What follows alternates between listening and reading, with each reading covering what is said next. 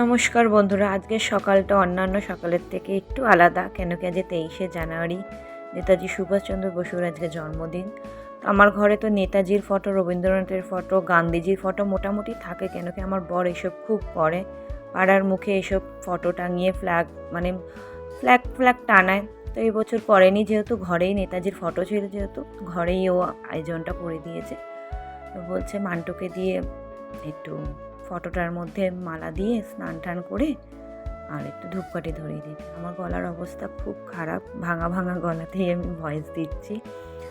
তো আজকে তো নেতাজির বার্থডে বললাম, তো আজকে এটা হচ্ছে গিয়ে তো একটুখানি ও ফটোর মধ্যে একটুখানি মালা লাগিয়ে দিচ্ছে। তারপরে তিজান এসে একটুখানি নমস্কার করবে।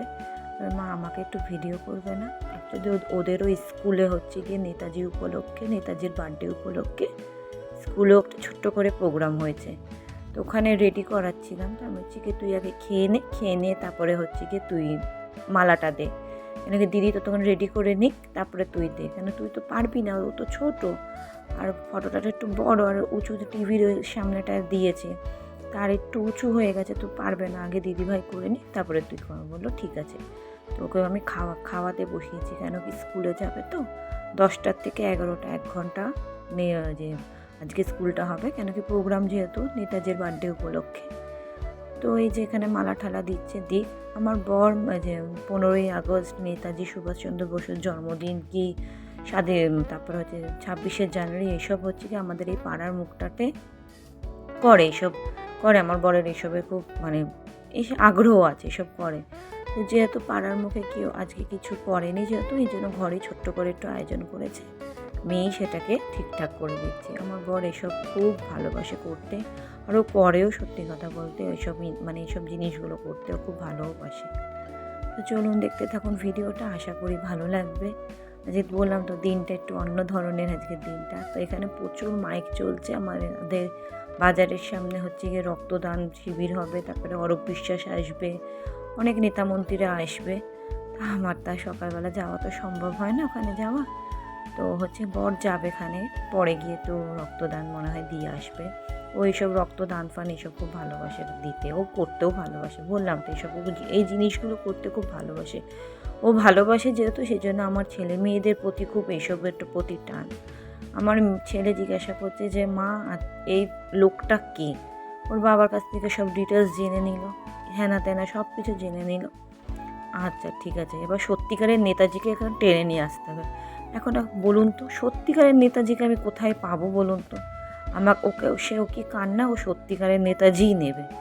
যে সত্যিকারের পাবো না, নকল আছে, ওটা দিয়ে কাজ না, সত্যিকারের নেতাজি লাগবে। যাই হোক, বাচ্চা মানুষ বলে ফেলেছে, এখন আর কি করা যাবে। ছোট, আর ওকে আর বুঝিয়ে কি আর কিছু পারা যাবে? তো দেখুন ব্লগটা।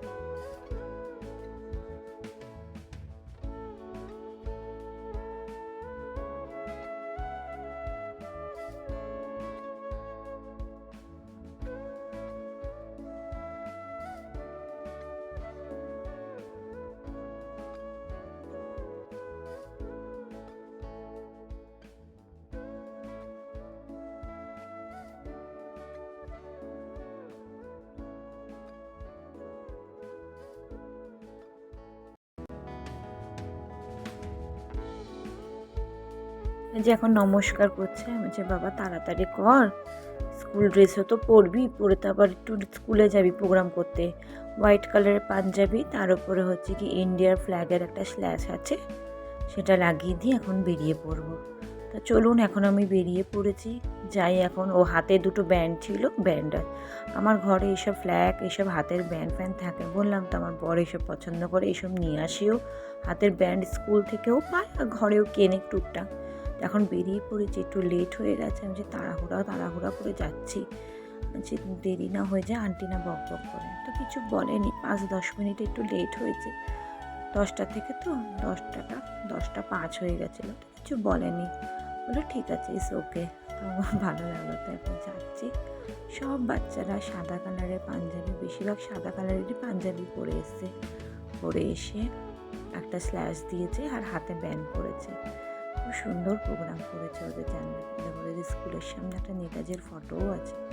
তো ওকে স্কুলে পৌঁছে আমি এখন বাড়ির দিকে যাই, গিয়ে একটুখানি মান্টুকে খাওয়াবো, মান্টুকে খাইয়ে দাবিয়ে জামা কাপড় কেচে তারপর বাবাই আনতে আসবে, আমি আর যাবো না, ওনাকে জামা কাপড় কেচে আসিনি, তো ওগুলি কাচবো এসব করবো।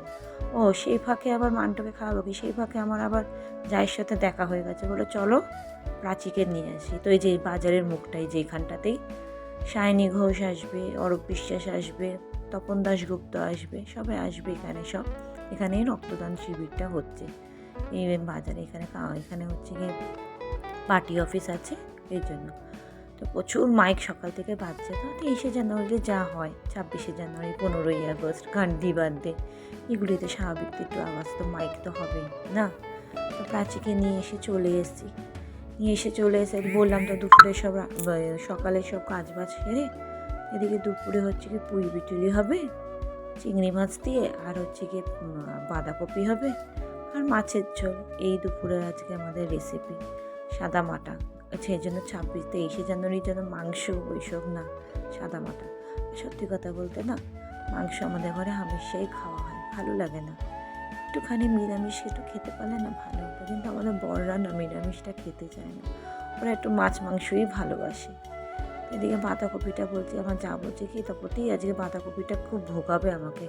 হ্যাঁ ঠিকই তো, এক একটা বাঁধাকপি না কড়াই দেওয়ার সাথে সাথে মজে যায়, আজকের বাঁধাকপিটা দেখি মজছেই না, অনেকটা ভোগাবে। এদিকে হচ্ছে কাতলা মাছ নিয়ে এসছে, কাতলা মাছের একটুখানি ঝোল করবে, আর হচ্ছে গিয়ে ওদিকে পুঁই বিটুলিটা হয়ে গেছে, আর বাঁধাকপিটা বললাম তো কড়াইতেই রয়েছে, ওটা একটু আজকে ভোগাবে।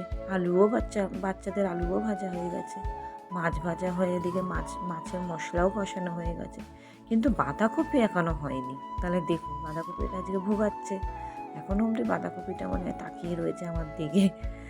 যাই হোক, সবই মোটামুটি রান্নাবান্না হয়ে গেছিলো, বাচ্চাদের খাইয়ে দাবিয়ে সন্ধেবেলা আমরা 3জনে বেরিয়ে যাচ্ছি, হচ্ছে কি মান্টুর পড়া আছে, মান্টুকে এখন পড়তে দিয়ে আসবো, ওকেও ওরও আন্টি আসবে, আন্টিকে ফোন করলাম আসতে কতক্ষণ, বলে একটু 5-10 মিনিট দেরি আছে, ঠিক আছে ততক্ষণ আমি ছেড়ে দিয়ে চলে আসতে পারবো মান্টুকে।